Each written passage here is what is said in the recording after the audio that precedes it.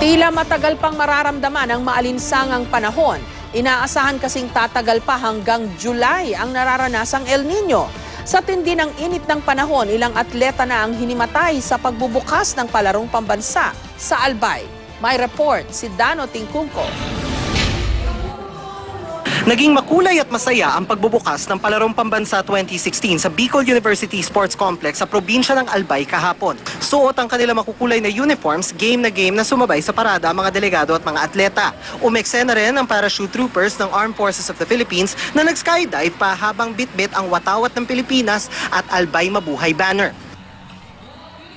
Pero ang kasiyahan na uwi sa pag-aalala matapos himatayin ng ilang atleta sa kalagitnaan ng event dahil sa matinding init. Agad naman silang inilagay sa stretcher at isinakay sa ambulansya para mabigyan ng atensyong medikal.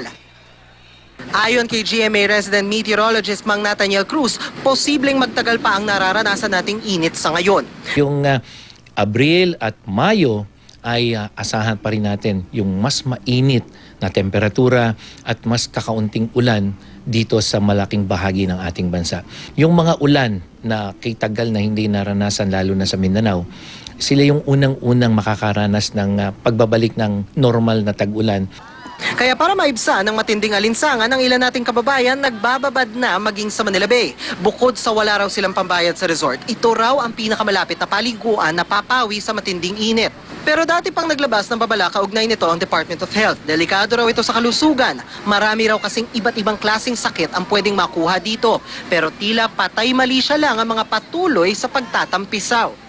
Matinding init din ang idinadaing na ilang magsasaka sa Coronadal City, tulad na lang ni Mang Eduardo na naabutan ng GMA News habang kumukuha ng mga balat ng mais sa tapat ng isang bahay. Anya, wala raw makain ang kanyang mga alagang hayop. Natuyo na kasi ang kanilang mga pananim. Kahit may kalayuan, hindi alintana ni Mang Eduardo ang dumayo sa ibang lugar, may maipakain lang sa kanyang mga alaga. Ayon sa Pag-asa, bagamat pahina na ang El Nino, inaasahang tatagal pa ito hanggang July. Dano Tingkungko, GMA News.